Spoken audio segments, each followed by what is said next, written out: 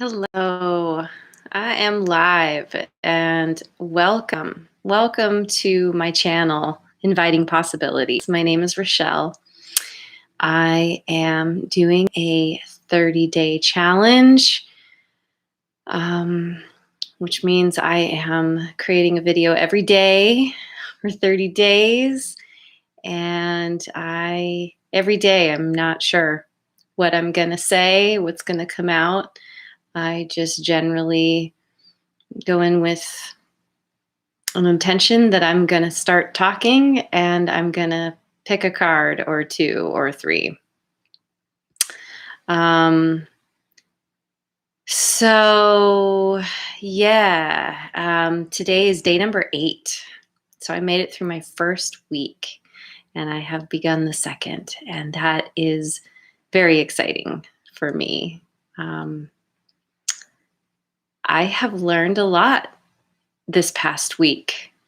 Every day there has been something that I've taken away from this process, and I continue to improve upon it. One of the things I wanted to mention real quickly is that, I'm speaking just off the top of my head. This is not planned in any way. I think that's fairly obvious. And so sometimes I say things that don't exactly make sense or maybe seem incorrect. Usually it's because the way my brain works, I think of the final thing I want to say, and I will begin talking about it. And somewhere along the way, I trip up or I skip a pretty crucial part or say something that doesn't make sense. A couple videos ago, I was talking about quantum physics, and I made it sound like it wasn't science. And I just wanted to put it out there that, yes, I know quantum physics is definitely a very legitimate science. And really, I think what I was just speaking to is the difference between sort of scientific studies that are, I don't even know if I'm going to say it right, but quantum physics is a little bit more of a fringe science. At least it has been. I think it's gaining in popularity more and more, and there are, more studies coming out around it. But I just wanted to say that. So I apologize if I say something that comes across kind of funky. Again, it's a learning experience. And one of the things that I am learning is just how to speak in front of a camera. And my cousin talks about how she has kind of a deer in the headlights kind of reaction to the camera. And I think I've definitely had that as well. My very first video in this series is, I can tell. I watched it today again, and I'm just so quiet and reserved and serious, and definitely kind of intimidated. It's intimidating to think about the prospect of any random person being able to watch since I am live.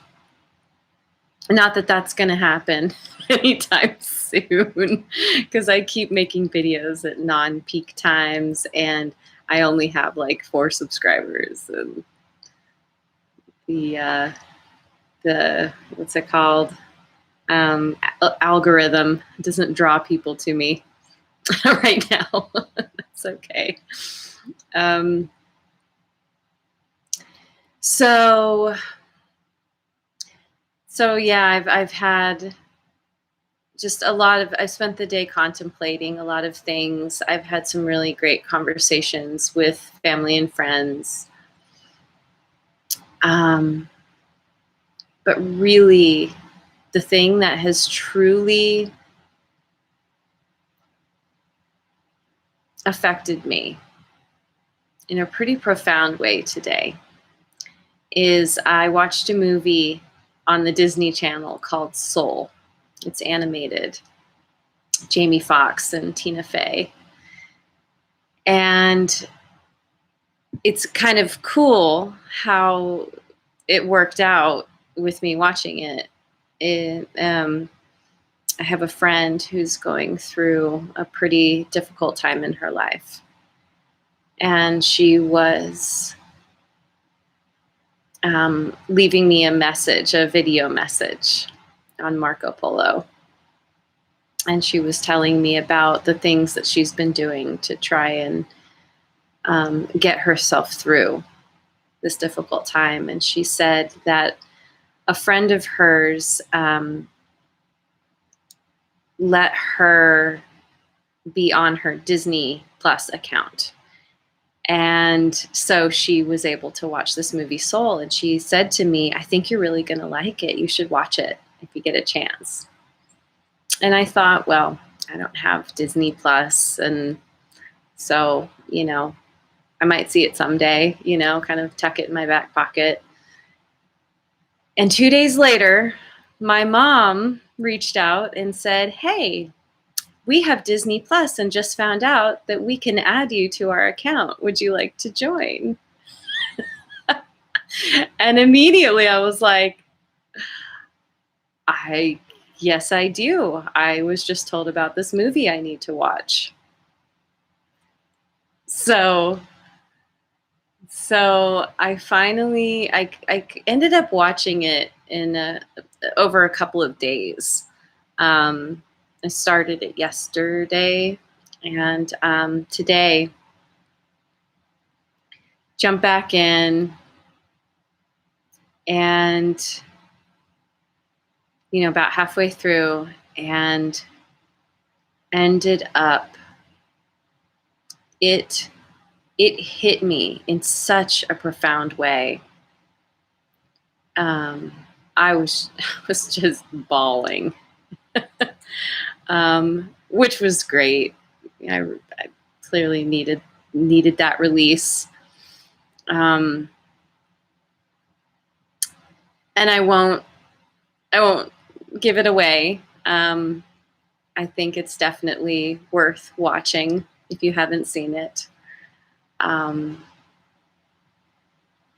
But my big takeaway from it is that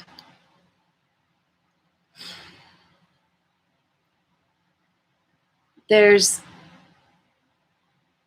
this thing I've been struggling with, and I've talked about this in my previous videos, of trying to figure out my purpose, and specifically how that relates to my employment, you know, what I do in the world. And, you know, I feel very strongly that I want to help people in some way. I want to do something meaningful and something that brings value. So I started this challenge thinking, you know, at the very least, you know, I can do this YouTube channel as a passion project, and then, you know, see where it goes, and, you know, kind of open to the possibility of it turning into something more. And I don't know what that looks like right now. So I'm just kind of taking one step, you know, each step forward brings me closer to something. And there is quite a learning curve. And like I said, I already have learned so much. But what this movie taught me or showed me is that in being so hyper focused on making something happen, on, or, partly because of being in this place of almost desperation, because I am in a situation that I am not comfortable with and I want to do something else. And so there's this kind of like push to hurry up and figure it out. And my big takeaway is that I was put here on this planet to have this experience of living a life as myself, as the way that I show up physically, my personality, my general makeup is all a part of this experience of being alive. And regardless of my purpose, I am here to be, to experience, the whole spectrum of things, of emotions. Um,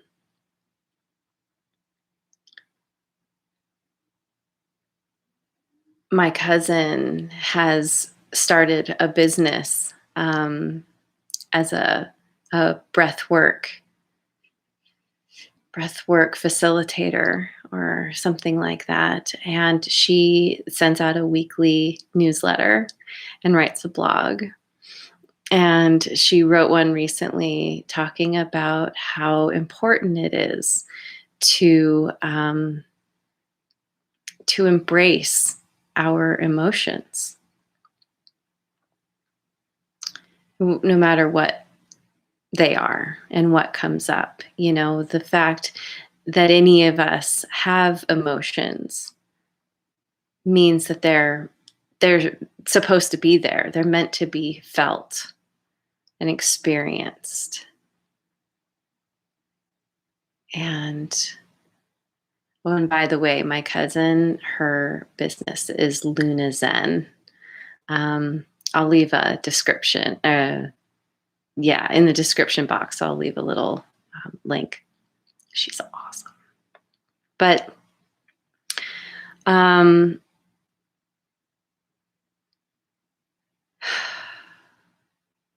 I'm still processing, and it's gonna take me a little while. It generally takes me time, sometimes hours, sometimes days, sometimes weeks, sometimes years to really fully digest things, depending on what it is. So my immediate takeaway is that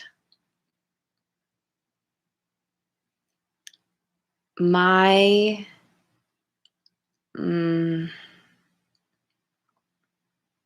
my job right now is to focus on being present.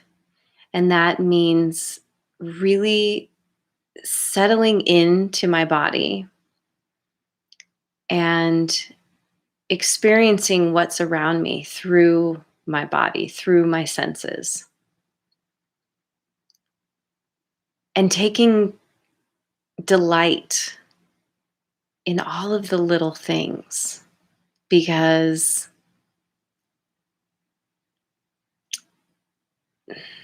that is, I feel like that is the true point of all of us being here. Um, we are meant to experience life in all of its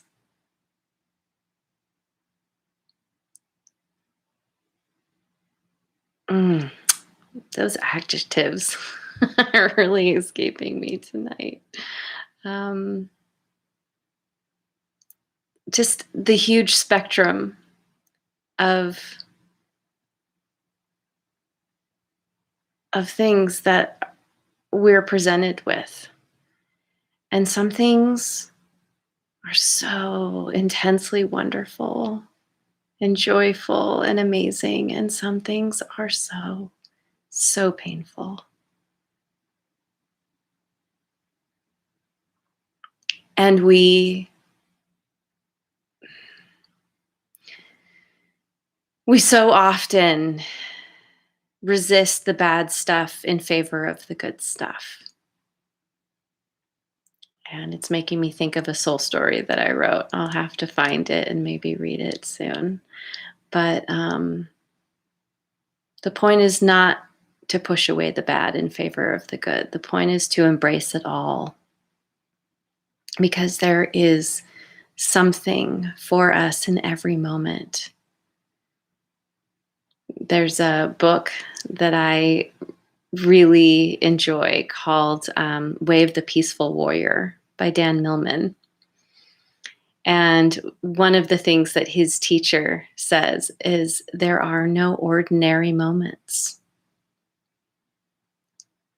And I think for a long time, I didn't quite get it, but it's hitting me in a new way, especially after watching this movie. Because in every moment, we are there. We show up and we have the ability to look around and appreciate all the little things. And I think in appreciating and having gratitude for the little things, it allows us to be able to see and acknowledge the big things when they come along. Because I think if we can't appreciate the little things, then the big thing comes and goes. And it's like, oh, kind of anticlimactic. Like, well, I did that thing or I got that thing. Now what? My mom talked about it kind of like the horse that's always running after the carrot. And if it does actually get the carrot at some point, then what? Guess find another carrot. But when we can really focus on all those little victories and those little joys in our day-to-day experience, um, something as simple as,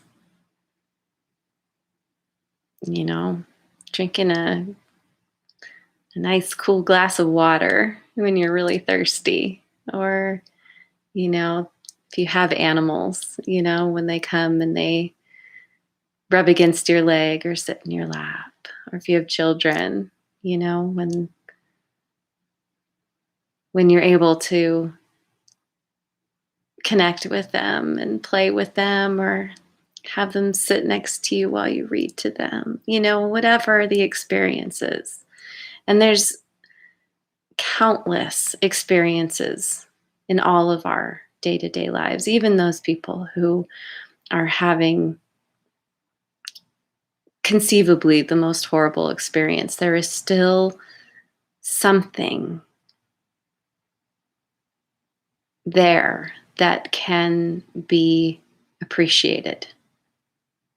And it's in that appreciation and gratitude where we are able to come out of our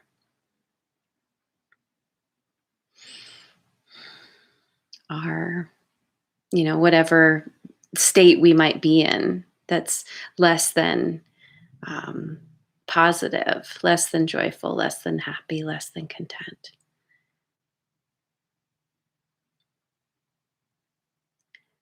So I'm going to leave it there.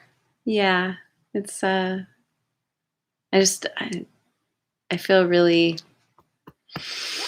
mm, my heart feels full right now. So I'm just gonna, I'm already at 20 minutes. A friend of mine mentioned that my videos are a little long. And for YouTube, I don't know. I mean, I watch readers who, go for an hour or two sometimes. And that's not necessarily the norm, but it's not unusual for people to go half an hour or longer. So I'm not going to worry about it too much. And I'm, again, I'm learning, and I'm, I feel like when I get on here and talk, I'm kind of channeling, because when I begin, I don't know what I'm going to say until it comes into my head right before I say it. So, I'm sorry if you feel that this is longer than you want, but it's part of the process, and I'm going to own it. So I want to pick a card. I mean, this is a part of my whole thing. So here we go. I'm doing the Michelle Buchanan's Numerology guidance cards.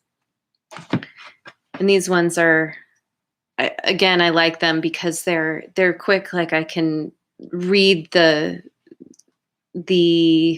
what it says on the front. I don't, and it's easy to interpret. I don't have to go to the book.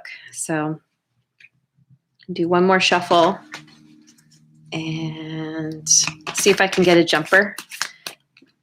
Excuse me, I'm just going to ask. Oh, spirit guides and angels already know what I'm asking. Environment. What about the environment? What does the collective need to know about the environment? Relationship change. I'm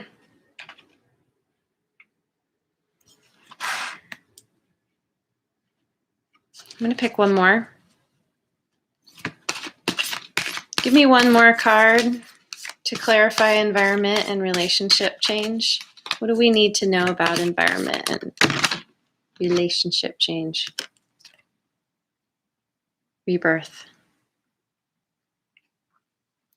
Interesting, because I chose rebirth last week. It's how many cards? It's a 44 card deck. Out of 44 cards, I chose the same one twice, and I've only done, 2 or maybe 3 readings with this deck. But what this is saying to me is that our environment is changing.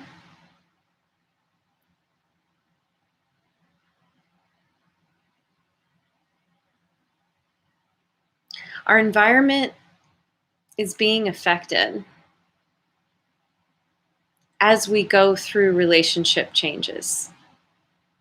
A lot of us are releasing relationships that don't serve us anymore. I think this last year in the pandemic has really forced people to assess what's really important to them and who is really important and who doesn't really.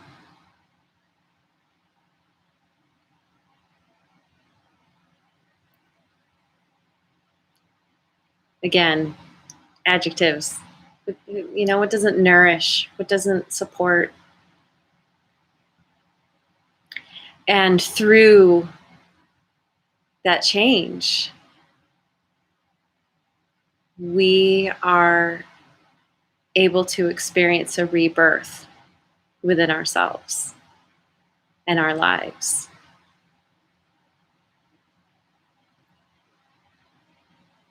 By releasing the old, it creates space for the new.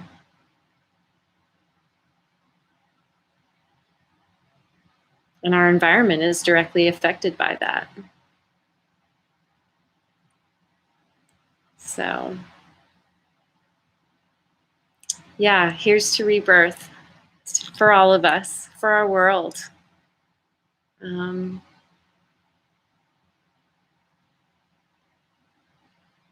We are on the right path.